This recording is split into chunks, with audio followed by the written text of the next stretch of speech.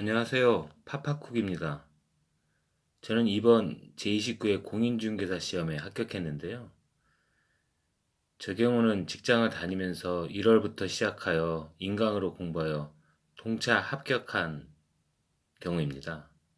제가 공부하면서 느꼈던 점과 효율적인 합격 방법을 공유하고자 합니다. 공인중개사 시험은 아시는 바와 같이 1차, 2차 절대평가로 이루어지는 시험입니다. 1차, 2차 평균 60점 이상, 과락 40점 이상이면 합격한다는 것이죠. 그런데 예를 들어 1차의 경우 민법, 부동산학개론 두 과목이 있는데 이 중에서 부동산학개론이 공부가 된다고 해서 그것만 열심히 해서 80점을 넘게 나왔다면 어떨까요? 이것은 한마디로 바보짓을 한 것과 같습니다. 왜냐하면 1차의 경우 민법, 부동산학개론 두 과목 평균 60점을 넘기면 되는데 여기서 부동산학 개론에서 80점이 넘는 그 점수는 2차에서도 쓸 수 없는 전혀 쓸모없는 점수이기 때문입니다. 그 시간에 2차 과목을 더 공부해서 한 문제라도 더 맞히는 것이 합격하는 길입니다. 제가 말씀드리고 싶은 것은 공인중개사 시험 준비를 하다 보면 아시겠지만 시험 범위가 너무 광범위하고 어렵다는 것입니다. 그런 공부를 1년이라는 길다면 길지만 짧은 시간에 합격하기 위해서는 무엇보다 전략이 중요하다는 것입니다. 현실적으로 말씀드릴게요. 공인중개사 시험은 부동산을 공부해서 지식을 습득하는 학문 탐구가 아닙니다. 단지 한 과목당 40문제를 50분 안에 풀어내는 게임과 같은 시험입니다. 여기에 공부 깊이와는 상관없이 평균 60점만 넘기면 되는 시험이란 것이죠. 알고 풀었든 찍어서 맞았든 간에 말이죠. 실제 합격하신 분들의 대부분은 두세 문제 더 맞춰서 합격하신 분들이고 떨어지신 분들 역시 공부를 하신 분이라면 불과 두세 문제 때문에 불합격하는 경우입니다. 참고로 한국산업인력공단에서 제공한 제29회 합격자 평균 점수를 보면요. 민법 부동산학 개론이 있는 1차 시험은 67.7점, 2차는 66.1점, 도합 평균 66.9점이었습니다. 그렇다면 결국 그 두세 문제를 맞히느냐, 못 맞추냐에 따라 성패가 갈린다는 얘기입니다. 그리고 실제 제가 공부를 해보니 부동산 중개사 법령 과목을 제외하고는 아무리 열심히 한다 하더라도 한 과목에 80을 넘는다는 것은 어려운 일이었습니다. 그런데 대체로 보면 공부를 전혀 안 한 상태에 봐도 30점은 나온다는 게 또 이 시험입니다.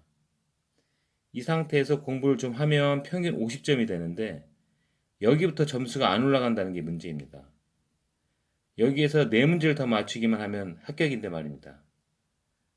개중에는 그 네 문제를 더 맞추는 것이 그게 쉽냐 말씀하시겠죠. 그런데 여기 합격의 비밀이 있습니다. 이 부분이 제가 이렇게 공유하고 싶었던 부분이기도 하고요. 원리는 간단했습니다. 그런데 사람들은 혹시나 아니 설마 하는 생각 때문에 실천을 못했을 뿐입니다.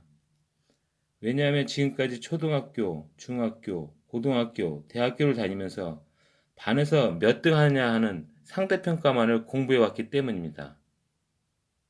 내가 남들보다는 더 잘하기 위해서는 남들이 맞히지 못하는 문제, 어려운 문제를 더 풀어야 했기 때문이죠. 그만큼 시간도 많이 걸렸던 것이고요. 하지만 이 공인중개사 시험은 앞서 말씀드린 바와 같이 상대평가 아닌 절대평가라는 점입니다. 이것에 합격의 비밀이 있습니다. 제 주위에는 실제 공인중개사 시험을 5년 공부한 끝에 합격한 분이 있고 반면에 6개월 만에 합격한 분도 있습니다. 그렇다면 6개월 공부한 분이 머리가 좋고 5년 공부한 분이 머리가 나쁘냐? 절대 그렇지 않았습니다. 그리고 5년 공부한 사람이 성실하지 않았느냐? 이 또한 그렇지 않았습니다. 5년 공부하신 분도 직장을 다니면서 공부를 했는데 꼬박꼬박 인강 듣고 기본서 보고 특강도 찾아다니고 나름 공부했지만 매년 그놈의 한두 문제 때문에 고배를 마시고 만 거죠. 그렇다고 6개월 짧은 시간에 합격한 분이 코피를 쏟을 정도로 열심히 했느냐? 또 그것도 아니었습니다. 6개월 만에 합격하신 그분의 소감을 들어보면 운이 좋았다. 두 문제 더 맞아서 간신히 합격했다. 그런 식이었습니다. 그런데 그것이 운이 아닙니다. 바로 팩트입니다. 좀 전에 말씀드린 대로 합격자 평균 점수를 보면 아실 겁니다. 합격한 분들이 월등히 공부를 잘해서 합격한 것이 아니고 통계가 말해주는 것처럼 불합격자보다 불과 3, 4문제를 더 맞춰서 합격한 것 뿐입니다. 이것도 개중 고득점을 하신 분들이 평균 올려놔서 그렇지 실제 합격하신 분들은 정말 간신히 한두 문제, 전체에서 한두 문제 커튼을 넘어서 합격한 것이 대부분입니다. 왜냐하면 60점 이하 아슬아슬하게 불합격한 점수는 합격자 평균 점수에 포함되지 않았음을 감안하면 말이죠. 아무튼 여기 3, 4문제 차이에 중요한 내용이 들어있습니다. 그 합격자와 불합격자를 가른 바로 그 3, 4문제. 그 문제에는 어려운 문제, 처음 보는 문제 그런 것이 아니었습니다. 대부분의 시험을 치른 분들이 공감하시겠지만 시험 보는 시간은 정말 안개 속에서 헤매는 그 자체입니다. 그만큼 어렵다는 거죠. 그리고 시험 보고 나서는 바로 누구나 과락이네, 떨어졌구나 했을 겁니다. 저도 그랬었고요. 그런데 채점을 하다 보면 생각보다 맞는 개수가 있음을 경험했을 겁니다. 그래서 간신히 60점을 넘겨 합격한 것이고요. 떨어진 사람은 정말 그놈의 몇 문제 차이로 좌절했던 것입니다. 그렇듯 이런 와중에 더 맞히느냐, 더 확실히 맞출 수 있느냐, 얼마나 실수를 하지 않았느냐, 그것이 바로 당락을 좌우했던 것이지 어려운 문제를 더 맞히고 처음 보는 문제를 맞춰서 합격한 것은 아니었습니다. 물론 어려운 문제를 더 맞춰 당당히 고득점으로 합격한 분도 있겠지만 이분들은 소수이고 이분들 언급은 따로 하지 않겠습니다. 시험을 고득점이 필요 없는 시험이기 때문입니다. 그렇다면 정말 합격할 수 있는 방법은 무엇일까요? 단순합니다. 그 방법은 한마디로 공부하는 데 있어 어려운 부분은 과감히 생략하고 쉬운 부분은 확실히 하라입니다. 어려운 부분까지 공부하자면 1년으로는 정말 시간이 모자랍니다. 그런데 쉬운 부분을 실수하지 않고 반복 학습하는 거에는 1년으로는 충분합니다. 물론 열심히 해야죠.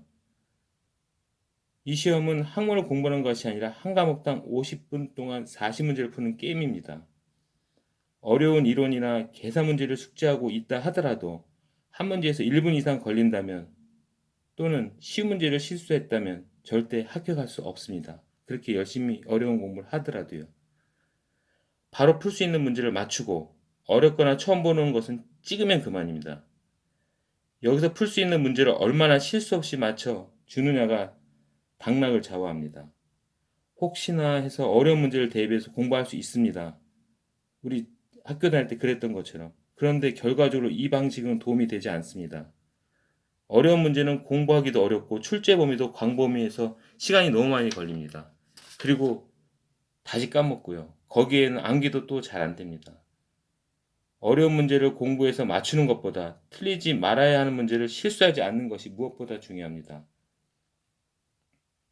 합격자와 불합격자는 실수하는 몇 문제 때문에 서로 갈립니다. 이것은 절대적입니다. 쉬운 문제를 반복 공부해서 실수하지 않는 것이 바로 합격의 비결입니다.